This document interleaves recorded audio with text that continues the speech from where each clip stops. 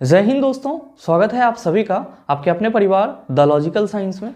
मैं हूं आलोक सिंह आतिश और आज के इस वीडियो सेशन में हम लोग डिस्कस करने वाले हैं हाइड्रोजन एंड ऑक्सीजन से संबंधित एमसीक्यू की। जी हां दोस्तों, आपके पिछले ग्रुप डी एग्जाम में कुछ क्वेश्चन हाइड्रोजन और ऑक्सीजन से संबंधित सीधे सीधे पूछे गए थे, तो आज के इस वीडियो सेशन में हम लोग उन्हीं सारे क्वेश्चन को डिस्कस करेंगे।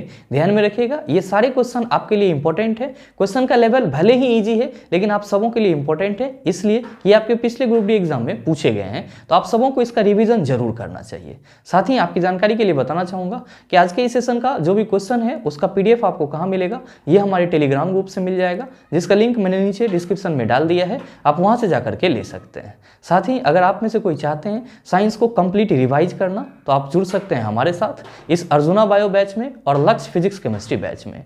दोस्तों, इस बैच से संबंधित किसी भी तरह की जानकारी के लिए आप नीचे दिए गए नंबर पर कॉल या व्हाट्सएप कर सकते हैं। बहरहाल आइए अपने सेशन की शुरुआत करते हैं और चलते हैं पहले क्वेश्चन की तरफ। आपका जो पहला क्वेश्चन है आज के इस सेशन का, क्वेश्चन नंबर 1, क्या पूछा जा रहा है आपसे पूछा जा रहा है कि जब एक धातु पानी के साथ अभिक्रिया करती है तो कौन सी गैस निकलती है। ऑप्शन दिया हुआ है ऑक्सीजन, दूसरा ऑप्शन है नाइट्रोजन, तीसरा ऑप्शन है क्लोरीन, चौथा ऑप्शन है हाइड्रोजन। क्या होगा इसका आंसर? आपसे क्वेश्चन करा जा रहा है कि जब कोई धातु पानी के साथ अभिक्रिया करती है, जब कोई धातु पानी के साथ अभिक्रिया करती है तब कौन सा गैस निकलता है, ये चीज आपको बताना है। आप सभी कहेंगे कि सर पहले ये बताओ कि जब कोई भी मेटल वाटर के साथ रिएक्ट करेगा तो ये क्या बनाएगा। आप सभी ध्यान में रखेंगे कि जब कोई भी मेटल आपका वाटर के साथ रिएक्ट करता है तब ये क्या बनाता है, तो आप सभी याद रखना कि धातु ऑक्साइड बनाता है। क्या बनाता है?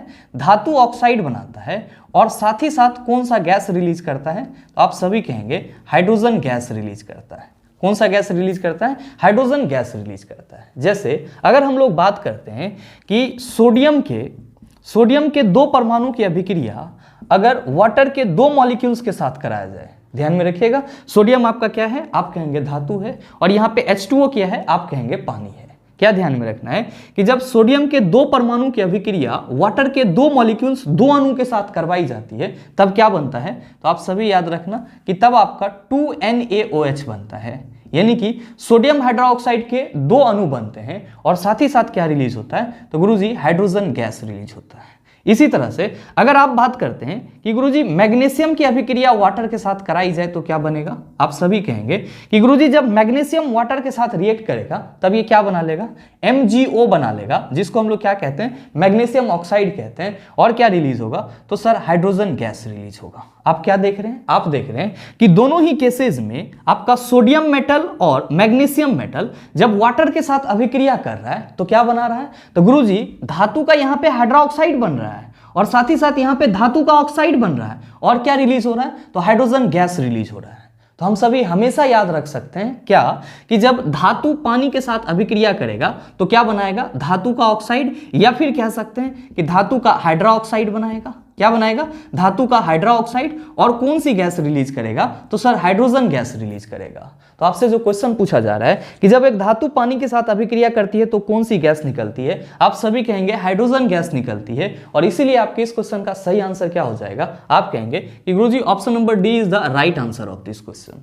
उम्मीद करते हैं समझ पाए होंगे। चलते हैं अगले क्वेश्चन की तरफ। आपका जो अगला क्वेश्चन है, क्वेश्चन नंबर 2, क्या पूछा जा रहा है आपसे पूछा जा रहा है कि हाइड्रोजन का इलेक्ट्रॉनिक विन्यास निम्न में से किसके समान होता है। ऑप्शन दिया हुआ है क्षारीय मृदा धातुओं, दूसरा ऑप्शन है अक्रिय गैसों, तीसरा ऑप्शन है क्षारीय धातुओं, चौथा ऑप्शन है हैलोजन्स। क्या होगा इसका आंसर? आपसे क्वेश्चन करा जा रहा है कि हाइड्रोजन का इलेक्ट्रॉनिक विन्यास इन चारों में से किसके जैसा होता है। आप सभी कहेंगे कि सर पहले ये बताओ कि हाइड्रोजन का इलेक्ट्रॉनिक विन्यास क्या होता है। तो मेरे मित्र आप सभी ध्यान में रखेंगे कि जब हम लोग हाइड्रोजन की बात करते हैं तो क्या कहते हैं कि गुरुजी हाइड्रोजन का एटॉमिक नंबर 1 होता है। तो जाहिर सी बात है कि जब हम लोग हाइड्रोजन का इलेक्ट्रॉनिक विन्यास इसके सेल के आधार पे करते हैं तो क्या कहते हैं कि गुरुजी हाइड्रोजन के पहले कक्षा के में केवल और केवल 1 इलेक्ट्रॉन होगा। क्यों? क्योंकि इसकी परमाणु संख्या कितनी होती है, 1 होती है। साथ ही ध्यान में रखिएगा कि जब हम लोग इसका इलेक्ट्रॉनिक कॉन्फ़िगरेशन सबसेल के आधार पे बात करते हैं, यानी कि उप कक्षा के आधार पे बात करते हैं, हम लोग क्या कहते हैं कि गुरुजी चूंकि इसमें एक ही कक्षा होता है, कितना कक्षा होता है, एक ही कक्षा होता है, तो जाहिर सी बात है कि इसमें सबसेल की संख्या भी कितनी होगी, तो गुरुजी एक ही होगी। और उस सबसेल को हम लोग कैसे रिप्रेजेंट करेंगे, तो गुरुजी पहला सबसेल S होता है, तो हम लोग यहाँ पे क्या लिखेंगे, 1s लिखेंगे। क्या लिखेंगे, 1s लिखेंगे। ध्यान में रखिएगा कि इस 1s में कितना इलेक्ट्रॉन रहेगा। आप कहेंगे सर इसके पास एक ही है तो एक ही रहेगा, यानी कि उप कक्षा के आधार पे हाइड्रोजन का इलेक्ट्रॉनिक कॉन्फ़िगरेशन क्या होगा। आप कहेंगे 1s1 होगा। और सेल के आधार पे क्या होगा, तो गुरुजी पहले कक्षा में एक इलेक्ट्रॉन रह सकता है, यानी कि के कक्षा में एक इलेक्ट्रॉन रह सकता है। मेरे मित्र आप सभी क्या कहेंगे कि गुरुजी इलेक्ट्रॉनिक कॉन्फ़िगरेशन को देखने से तो ये लग रहा है कि हाइड्रोजन की संयोजकता कितनी होगी। आप सभी कहेंगे कि गुरुजी हाइड्रोजन की संयोजकता 1 होगी। कितनी होगी, 1 होगी, यानी कि इसकी वैलेंसी क्या होगी सर 1 होगी। और मेरे मित्र आप सबों को मालूम है कि किसी भी तत्व की जितनी संयोजकता होती है, किसी भी तत्व की जितनी संयोजकता होती है आवर्त सारणी में वो उतने ही वर्ग में पाया जाता है।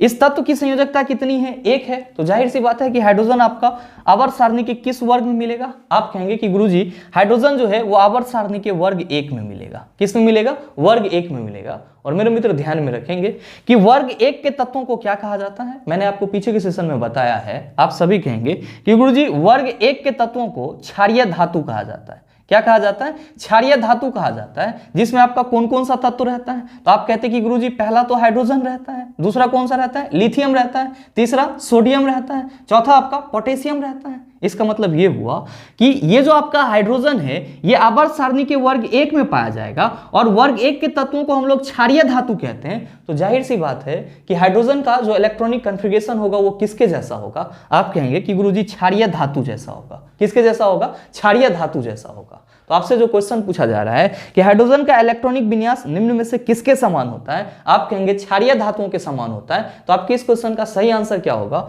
आप कहिएगा sir option number C is the right answer of this question. आप में से बहुत सारे मित्रों के मन में चल रहा होगा कि गुरुजी हमारे पहले ऑप्शन में दिया हुआ है क्षारीय मृदा धातु। तो मैंने ये चीज भी आपको पीछे के सेशन में बताया है कि जब आपसे ये पूछा जाए कि आवर्त सारणी में क्षारीय मृदा धातु किस वर्ग में पाए जाते हैं, तो आप क्या कहेंगे, वर्ग 2 के जो तत्व होते हैं, वर्ग 2 के जो तत्व होते हैं उसको क्या बोला जाता है, क्षारीय मृदा धातु बोला जाता है। आप कहेंगे कि सर हमारे ऑप्शन में अक्रिय गैस भी दिया हुआ है, तो ये बताओ कि अक्रिय गैस आवर्त सारणी के किस वर्ग में मिलेगा। तो मेरे मित्र ध्यान में रखेंगे कि अक्रिय गैस जो है, अक्रिय गैस जो है ये आवर्त सारणी के वर्ग 18 में पाया जाता है। किस में पाया जाता है, आवर्त सारणी के वर्ग 18 में पाया जाता है। और ध्यान में रखिएगा कि आवर्त सारणी के वर्ग 18 को हम लोग शून्य वर्ग भी कहते हैं। क्यों कहते हैं, क्योंकि इस वर्ग में जितने भी तत्व पाए जाते हैं उन सभी की संयोजकता कितनी होती है, 0 होती है। आप कहेंगे कि सर हमारे ऑप्शन में हैलोजेंस भी दिया हुआ है। तो मेरे मित्र आप सभी ध्यान में रखेंगे कि हैलोजेंस जो है वो आवर्त सारणी के किस वर्ग में पाया जाता है। तो गुरुजी हैलोजेंस जो है वो आवर्त सारणी के वर्ग 17 में पाया जाता है। किस में पाया जाता है, वर्ग 17 में पाया जाता है। उम्मीद करते हैं समझ पाए होंगे।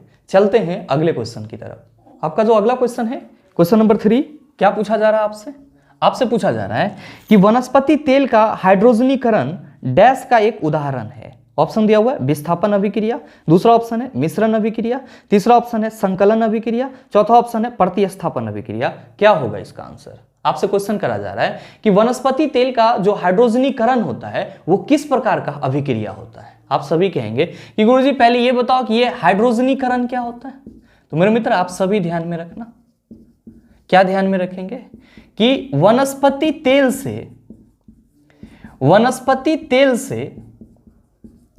वनस्पति घी बनाने की जो प्रक्रिया होती है, वनस्पति तेल से वनस्पति घी, ध्यान में रखिएगा वनस्पति घी को हम लोग क्या कहते हैं, वसा कहते हैं। तो वनस्पति तेल से वनस्पति घी बनाने की जो प्रक्रिया होती है, बनाने की प्रक्रिया क्या कहलाती है, आप सभी कहेंगे हाइड्रोजनीकरण कहलाता है, यानी कि इंग्लिश में हाइड्रोजिनेशन कहलाता है।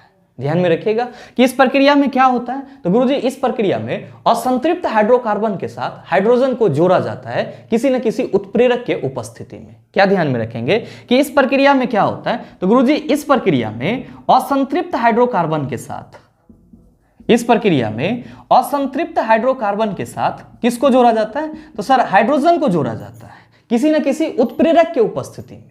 आप कहेंगे कि सर ये बताओ कि वनस्पति तेल से वनस्पति घी बनाने के दौरान हम लोग क्या करते हैं। तो मेरे मित्र ध्यान में रखेंगे कि हम लोग वनस्पति तेल के साथ तीन हाइड्रोजन परमाणु को क्या करते हैं, सॉरी 3 हाइड्रोजन अणु को क्या करते हैं, जोड़ते हैं। किस उत्प्रेरक के उपस्थिति में? तो मेरे मित्र निकेल उत्प्रेरक के उपस्थिति में। निकेल उत्प्रेरक के उपस्थिति में जब वनस्पति तेल और 3 मॉलिक्यूल्स हाइड्रोजन को क्या करते हैं, गर्म करते हैं, तब आपका ये किस में बदल जाता है? तो गुरुजी वनस्पति घी में बदल जाता है। किस में बदल जाता है? वनस्पति घी में बदल जाता है, यानी कि वसा में बदल जाता है। और इसी प्रक्रिया को क्या कहते हैं हम लोग? हाइड्रोजनीकरण कहते हैं। आप सभी क्या देख रहे हैं? आप सभी देख रहे हैं कि यहाँ पे वनस्पति तेल के साथ हाइड्रोजन क्या हो रहा है, जुट रहा है। तो आप ये भी कह सकते हैं कि गुरुजी हाइड्रोजनीकरण प्रक्रिया जो है वो एक प्रकार का क्या है, संयोजन अभिक्रिया है। हाइड्रोजनीकरण प्रक्रिया क्या है? आप कहेंगे एक प्रकार का संयोजन अभिक्रिया है। क्या है? तो इसमें वनस्पति तेल के साथ कौन जुट रहा है? हाइड्रोजन जुट रहा है। किसके उपस्थिति में? तो गुरुजी निकेल उत्प्रेरक के उपस्थिति में। मेरे मित्र आपसे क्वेश्चन क्या पूछा जा रहा है? क्वेश्चन पूछा जा रहा है कि वनस्पति तेल का हाइड्रोजनीकरण डैश का एक उदाहरण है। आप कह रहे हैं कि गुरुजी ये संयोजन अभिक्रिया का उदाहरण होगा। आप कहेगा सर हमारे ऑप्शन में तो संयोजन दिया ही नहीं गया है, आपका पहला ऑप्शन दिया हुआ है विस्थापन अभिक्रिया। आप कहेंगे सर ये तो होगा नहीं, क्योंकि विस्थापन अभिक्रिया की जब भी हम लोग बात करेंगे तो क्या कहेंगे कि किसी मोर रिएक्टिव एलिमेंट के द्वारा लेस रिएक्टिव एलिमेंट को क्या किया जाएगा, यौगिक से विस्थापित किया जाएगा, तब उस प्रकार की अभिक्रिया को हम लोग क्या कहेंगे, विस्थापन अभिक्रिया। साथ ही आपका दूसरा है मिश्रण अभिक्रिया। आप कहेंगे सर मिश्रण अभिक्रिया नाम का कोई अभिक्रिया ही नहीं होता है, तो आपका ऑप्शन ए और बी तो ऐसे ही गलत हो गया। आपका तीसरा ऑप्शन है संकलन अभिक्रिया। तो आप ये बताओ कि संकलन का मतलब क्या होता है? आप कहेंगे कि गुरुजी संकलन का मतलब होता है जोड़ना, और हम कह रहे हैं कि वनस्पति तेल के साथ जब हाइड्रोजन को जोड़ा जाएगा तो इस प्रक्रिया को हाइड्रोजनीकरण कहेंगे। तो जाहिर सी बात है कि ये हमारा संकलन अभिक्रिया भी कहा जा सकता है। तो आपके इस क्वेश्चन का सही आंसर क्या हो जाएगा? आप सभी कहेगा सर ऑप्शन नंबर सी हो जाएगा। आप कहेंगे कि सर हमारे ऑप्शन में प्रतिस्थापन अभिक्रिया भी दिया हुआ है। तो मेरे मित्र ध्यान में रखेंगे कि विस्थापन अभिक्रिया को ही प्रतिस्थापन अभिक्रिया के नाम से भी जाना जाता है। उम्मीद करते हैं समझ पाए होंगे। चलते हैं अगले क्वेश्चन की तरफ। आपका जो अगला क्वेश्चन है, क्वेश्चन नंबर 4, बड़ा ही हलवा सा सवाल आपसे पूछा जा रहा है कि कैल्शियम हाइड्रोक्साइड के विलयन से जब कार्बन डाइऑक्साइड गुजरती है तो बनने वाली अवक्षेप का रंग कैसा होता है? ऑप्शन दिया हुआ है स्लेटी, दूसरा ऑप्शन है काला, तीसरा ऑप्शन है नीला, चौथा ऑप्शन है सफेद। क्या होगा इसका आंसर? आपसे क्वेश्चन करा जा रहा है कि कैल्शियम हाइड्रोक्साइड के विलयन से जब कार्बन डाइऑक्साइड गुजरती है तो बनने वाला अवक्षेप का रंग कैसा होता है? आप कहेंगे सर ये बताओ कि यहाँ पे अभिक्रिया कैसे होता है? तो मेरे मित्र ध्यान दीजिएगा, क्वेश्चन में कहा जा रहा है कि कैल्शियम हाइड्रोक्साइड के विलयन से, यानी कि CaOH2 के विलयन से जब कार्बन डाइऑक्साइड गैस गुजरती है, यानी कि अभिक्रिया कैल्शियम हाइड्रोक्साइड और कार्बन डाइऑक्साइड के बीच हो रही है। अभिक्रिया किसके बीच हो रही है? तो आप कहेंगे कैल्शियम हाइड्रोक्साइड और कार्बन डाइऑक्साइड के बीच हो रही है। और हमेशा ध्यान में रखिएगा कि जब कैल्शियम हाइड्रोक्साइड और कार्बन डाइऑक्साइड एक दूसरे के साथ अभिक्रिया करता है तब क्या बना लेता है? तो गुरुजी CaCO3 बनाता है, और साथ ही साथ क्या रिलीज होता है? तो सर H2O रिलीज होता है, यानी कि वाटर रिलीज होता है।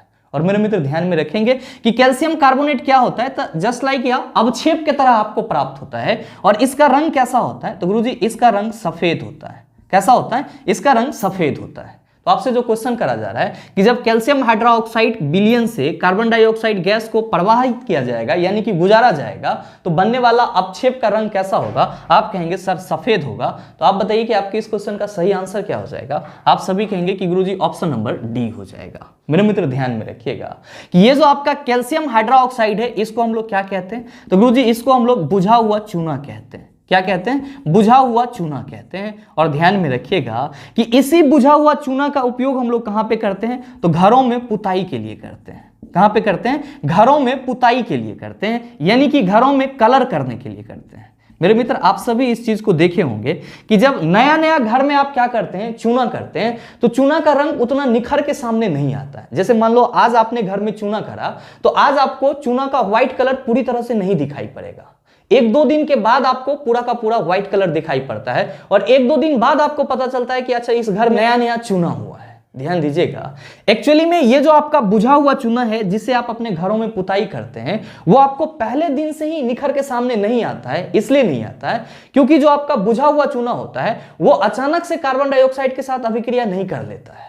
जब आप उसको घर में पुताई करके छोड़ देते हैं तो 2 या 3 दिन के दौरान क्या होता है कि जो आपके वायुमंडल में कार्बन डाइऑक्साइड गैस होता है उससे वो धीरे धीरे रिएक्ट करता है।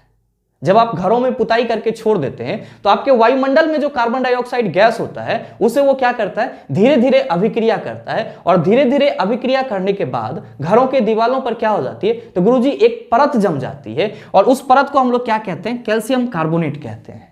और इस अभिक्रिया के दौरान जो आपका वाटर बनता है वो क्या होता है, तो गुरुजी वायुमंडल में ही वाष्पित हो जाता है, यानी कि इवोपरेट हो जाता है, और आपका क्या बच जाता है, तो सर कैल्शियम कार्बोनेट का पतला परत बन जाता है। और जब ये पूरी तरह से सूख जाता है तब आपको कैसा नजर आता है, तो सर सफेद नजर आता है, और आप सभी कहते हैं कि घर में नया नया सफेदी हुआ है। और साथ ही ध्यान में रखेंगे कि कैल्शियम कार्बोनेट कब बनता है, तो जब कैल्शियम हाइड्रोक्साइड कार्बन डाइऑक्साइड के साथ अभिक्रिया करता है तब क्या बनता है आपका, तो गुरुजी कैल्शियम कार्बोनेट बनता है। उम्मीद करते हैं आप समझ पाए होंगे। चलते हैं अगले क्वेश्चन की तरफ। आपका जो अगला क्वेश्चन है, क्वेश्चन नंबर 5, बड़ा ही आसान सा सवाल, और मैंने पीछे के किसी सेशन में आपको बताया है। आपसे पूछा जा रहा है कि सोडा एसिड अग्निशामक यंत्रों में उपयोग किए जाने वाला लवण है। ऑप्शन दिया हुआ है सोडियम हाइड्रोजन कार्बोनेट, दूसरा ऑप्शन है कैल्शियम ऑक्सीक्लोराइड, तीसरा ऑप्शन है सोडियम हाइड्रोक्साइड, चौथा ऑप्शन है सोडियम कार्बोनेट। क्या होगा इसका आंसर? आपसे क्वेश्चन करा जा रहा है कि जो सोडा एसिड अग्निशामक यंत्र होता है, ध्यान में रखिएगा,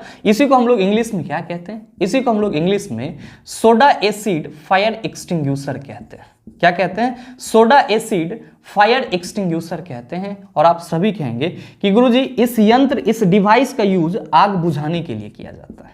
किसके लिए किया जाता है? आग बुझाने के लिए किया जाता है। मेरे मित्र जरा सा आप ये बताओ कि आग बुझाने के लिए आपको कौन सी गैस की जरूरत होती है? आप कहते हैं कि गुरुजी आग बुझाने के लिए हम लोग को कार्बन डाइऑक्साइड गैस की जरूरत होती है। तो एक बात तो पहले से ही क्लियर है कि ये जो हमारा सोडा एसिड फायर एक्सटिंग्यूशर होगा ये कौन सा गैस देगा, तो आप कहेंगे कार्बन डाइऑक्साइड गैस देगा। अब सवाल ये है कि गुरुजी ये कैसे कार्बन डाइऑक्साइड गैस देगा, तो मेरे मित्र ध्यान दीजिएगा, इसका नाम ही है soda acid fire extinguisher. Soda से यहां पे आप कौन सा सोडा याद रखेंगे? सोडा से आप यहां पे बेकिंग सोडा याद रखेंगे। सोडा से आप यहां पे कौन सा सोडा याद रखेंगे? बेकिंग सोडा याद रखेंगे। और ध्यान में रखेंगे कि बेकिंग सोडा का सूत्र क्या होता है, तो गुरुजी NaHCO3 होता है। और इसी को हम लोग क्या कहते हैं, तो गुरुजी इसी को हम लोग सोडियम हाइड्रोजन कार्बोनेट भी कहते हैं। क्या कहते हैं? यहां पे मैं लिख दे रहा हूं कि इसी को हम लोग क्या कहते हैं, तो सोडियम हाइड्रोजन कार्बोनेट भी कहते हैं। सोडियम हाइड्रोजन कार्बोनेट भी कहते हैं। अब आप कहेंगे कि गुरुजी चलो सोडा वाला मसला तो हल हो गया, लेकिन ये बताओ कि इसमें एसिड कौन सा रहता है? तो मेरे मित्र ये क्वेश्चन भी आपसे पूछा जाता है कि सोडा एसिड फायर एक्सटिंग्यूशर में किस प्रकार के अम्ल पाए जाते हैं। आप सभी ध्यान में रखना कि सर इसमें जो है बेकिंग सोडा के साथ आपका सल्फ्यूरिक अम्ल रहता है। कौन सा अम्ल रहता है? आप कहेंगे सल्फ्यूरिक अम्ल रहता है। मेरे मित्र ध्यान में रखिएगा, और मैंने पीछे के सेशन में आपको बताया भी है कि जब धातु के कार्बोनेट या बाइकार्बोनेट, जब धातु के कार्बोनेट या बाइकार्बोनेट अम्ल के साथ अभिक्रिया करते हैं तब ये कौन सी गैस बनाते हैं? कार्बन डाइऑक्साइड गैस बनाते हैं। और इसी मैकेनिज्म का यूज कहां पे होता है? आपके सोडा एसिड फायर एक्सटिंग्यूशर में होता है। ध्यान दीजिएगा, आप कह रहे हैं कि गुरुजी इसमें बेकिंग सोडा और सल्फ्यूरिक अम्ल रहता है, तो जाहिर सी बात है कि बेकिंग सोडा का सूत्र NaHCO3 होगा, और सल्फ्यूरिक अम्ल के लिए हम लोग सूत्र क्या लिखेंगे? H2SO4। क्या लिखेंगे? H2SO4। ध्यान देंगे कि जब आपका सोडियम हाइड्रोजन कार्बोनेट H2SO4 के साथ रिएक्ट करता है तब ये Na2SO4 यानी कि सोडियम सल्फेट बना लेता है। साथ ही साथ क्या बनता है, तो गुरुजी वाटर बनता है और कार्बन डाइऑक्साइड गैस रिलीज होता है, और यही कार्बन डाइऑक्साइड गैस क्या करता है? आग बुझाने में मदद करता है।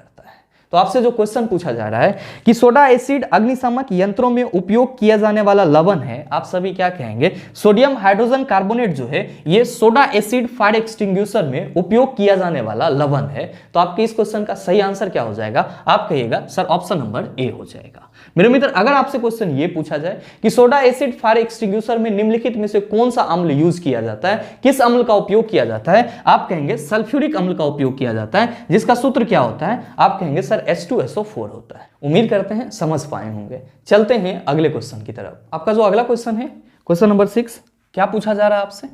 आपसे पूछा जा रहा है कि 2O ऑक्सीजन के 2 डैश निरूपित करता है। ऑप्शन दिया हुआ है आयनों को, परमाणुओं को, अणुओं को, इलेक्ट्रॉन को।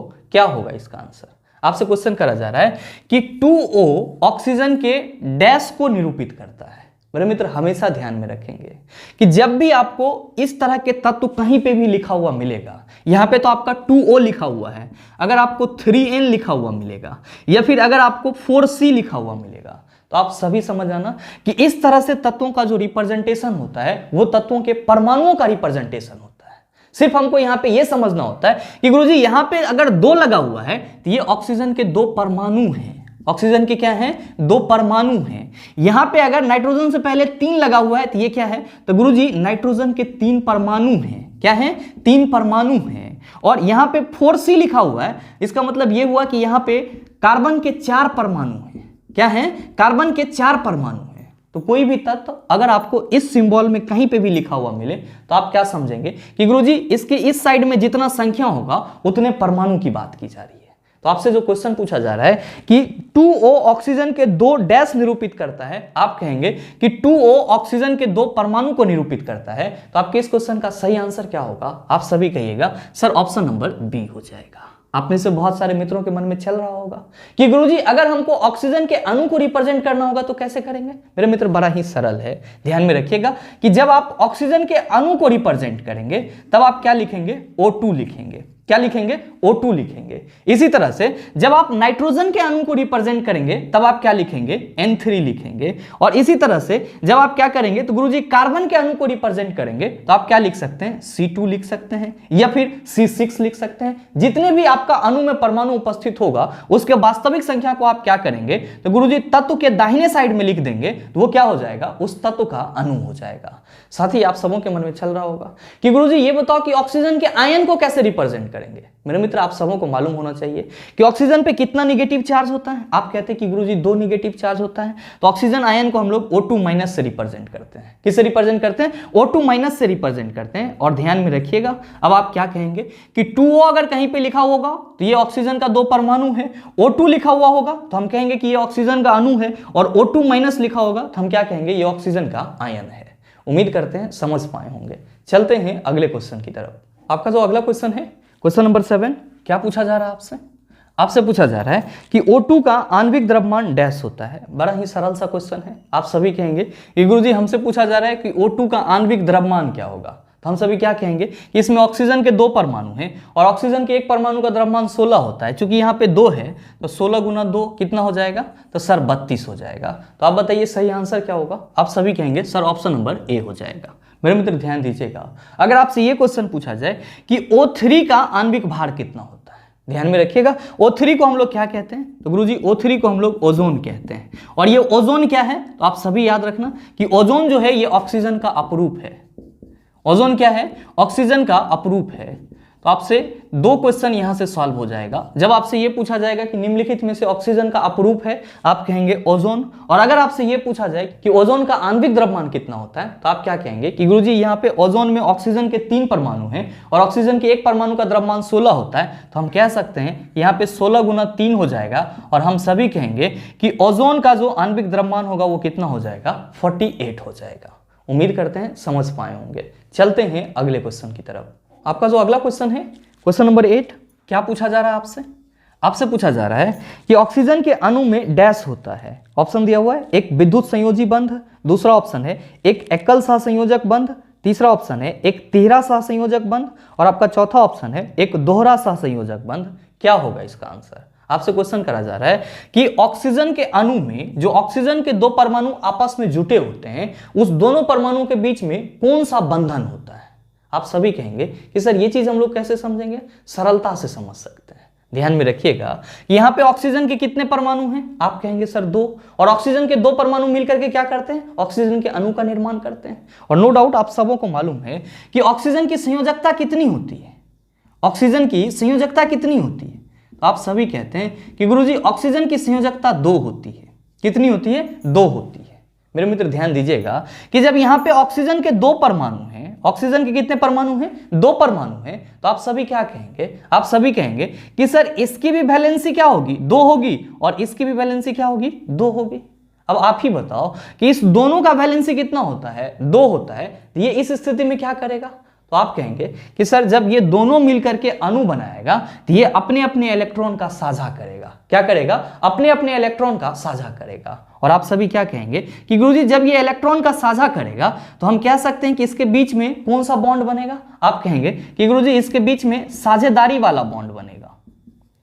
कौन सा बॉन्ड बनेगा? तो साझेदारी वाला बॉन्ड बनेगा। और इसी को हम लोग क्या कहते हैं? तो गुरुजी इसी को हम लोग सहसंयोजी बंधन कहते हैं। क्या कहते हैं? सहसंयोजी बंधन कहते हैं। ध्यान दीजिएगा कि यहाँ पे दो ऑक्सीजन परमाणु के बीच में अणु बनने के लिए कितना सहसंयोजी बॉन्ड बन रहा है? आप कहेंगे कि पहला सहसंयोजी बॉन्ड ये है और दूसरा ये है, यानी कि ऑक्सीजन के अणु में जो ऑक्सीजन के दोनों परमाणु होते हैं वो आपस में दोहरा सहसंयोजक आबंध के साथ क्या होते हैं? जुटे होते हैं। तो आप ये कह सकते हैं कि गुरुजी अगर हम यहाँ पे दोहरा लिख देंगे तो हम सीधे कह सकते हैं कि ऑक्सीजन का अणु जब भी बनेगा, ऑक्सीजन का अणु जब भी बनेगा तो ऑक्सीजन के दोनों परमाणु के बीच में क्या होगा? तो दोहरा सहसंयोजी बंधन होगा। क्या होगा? दोहरा सहसंयोजी बंधन होगा, यानी कि इसी को हम लोग इंग्लिश में क्या कहते हैं? डबल कोवैलेंट बॉन्ड कहते हैं। तो आपसे जो क्वेश्चन पूछा जा रहा है उसका सही आंसर क्या हो जाएगा? आप सभी कहेंगे सर ऑप्शन नंबर डी हो जाएगा। मेरे मित्र आप सभी ध्यान में रखेंगे, अगर आपसे ये क्वेश्चन पूछा जाएगा कि ऑक्सीजन आयन की प्रकृति कैसी होती है, धनात्मक होती है या ऋणात्मक होती है, तो आप सभी कहेंगे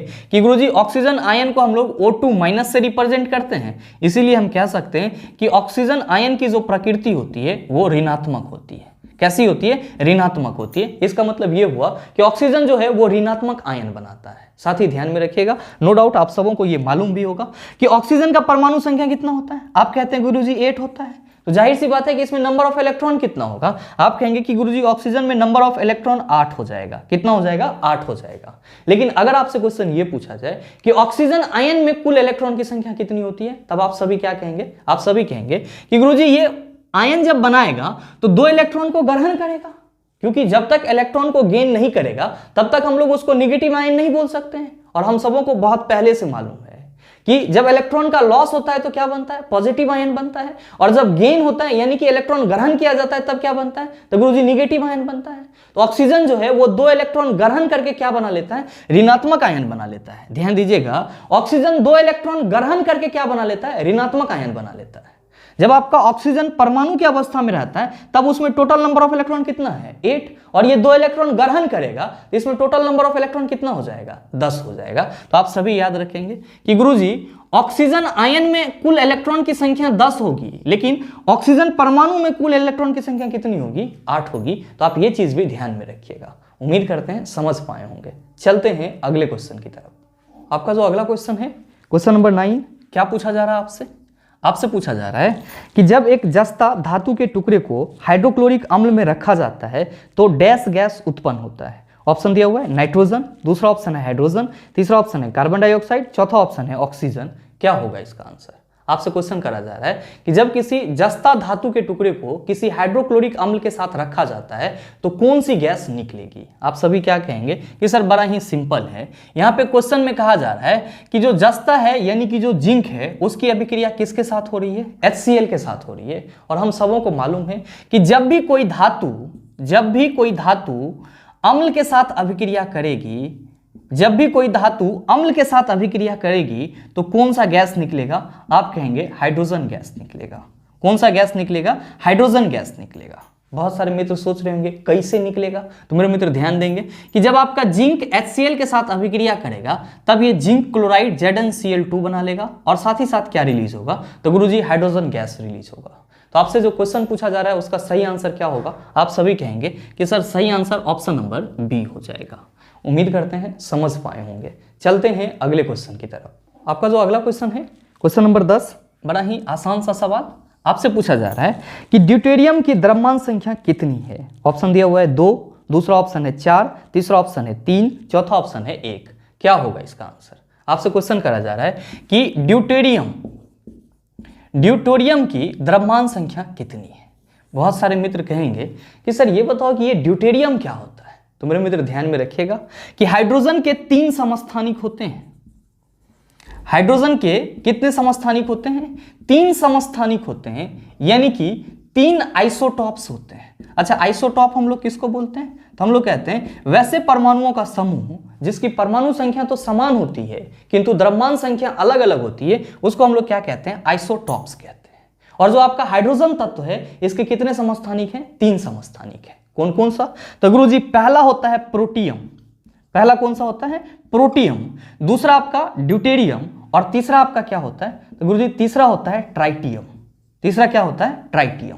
ध्यान में रखिएगा कि प्रोटियम का परमाणु संख्या कितना होता है? 1। द्रव्यमान संख्या कितना होता है? सर 1 होता है। और प्रोटियम समस्थानिक को हम लोग इस तरह से रिप्रेजेंट करते हैं। ड्यूटेरियम जो हाइड्रोजन का समस्थानिक होता है, इसकी परमाणु संख्या तो समान होगी, एक ही होगी, लेकिन द्रव्यमान संख्या इसका कितना होता है? तो गुरुजी 2 होता है। और इसको हम लोग रिप्रेजेंट कैसे करते हैं? तो H12 से रिप्रेजेंट करते हैं। साथ ही जब हम लोग ट्राइटियम समस्थानिक की बात करते हैं तो क्या कहते हैं कि गुरुजी इसका भी परमाणु संख्या एक ही होगा, लेकिन इसका एटॉमिक मास अलग होगा। तो इसका एटॉमिक मास 3 होता है और इसको हम लोग ऐसे रिप्रेजेंट करते हैं H13 से। तो आप सभी याद रखेंगे कि हाइड्रोजन के 3 समस्थानिक होते हैं। कौन कौन सा? H11, H12, H13। H11 को क्या बोलते हैं? प्रोटियम। H12 को क्या बोलते हैं? ड्यूटेरियम। H13 को क्या बोलते हैं? ट्राइटियम। ध्यान में रखिएगा, इन तीनों का क्या है? तो गुरुजी परमाणु संख्या सेम है, लेकिन द्रव्यमान संख्या क्या है? अलग अलग है। आपसे क्या पूछा जा रहा है? क्वेश्चन करा जा रहा है कि ड्यूटेरियम की द्रव्यमान संख्या कितनी है? आप सभी क्या कहेंगे कि गुरुजी ड्यूटेरियम की द्रव्यमान संख्या 2 है, और इसीलिए हमारे इस क्वेश्चन का सही आंसर क्या हो जाएगा? ऑप्शन नंबर ए हो जाएगा। अगर आपसे ये पूछा जाता कि प्रोटियम की द्रव्यमान संख्या कितनी होती है, तो आप कहेंगे 1। अगर आपसे ये पूछा जाता कि ट्राइटियम की द्रव्यमान संख्या कितनी होती है, आप कहेंगे 3। मेरे मित्र, उम्मीद करते हैं यहां तक कि जितने भी क्वेश्चन थे उन सभी को आप आसानी से समझ पाए होंगे। अब इस टाइप का प्रश्न अगर आपको दोबारा दे दिया जाए तो मेरे ख्याल से आप उसका जवाब भी आसानी से दे सकते हैं। साथ ही उम्मीद करते हैं ये छोटा सा वीडियो आपको अच्छा लगा होगा। अगर आपको वीडियो अच्छा लगा तो वीडियो को लाइक कीजिएगा, ज़्यादा से ज़्यादा शेयर कीजिएगा, और हाँ, अगर आप चैनल पे नए हैं तो सब्सक्राइब करके बेल आइकन दबा लीजिएगा, ताकि इस तरह के एग्जाम रिलेवेंट वीडियो का नोटिफिकेशन सबसे पहले आपके पास पहुंचे और आप उसको सबसे पहले देख पाओ। मिलते हैं फिर अगले वीडियो सेशन में, तब तक के लिए best of luck. Thank you, have a nice day.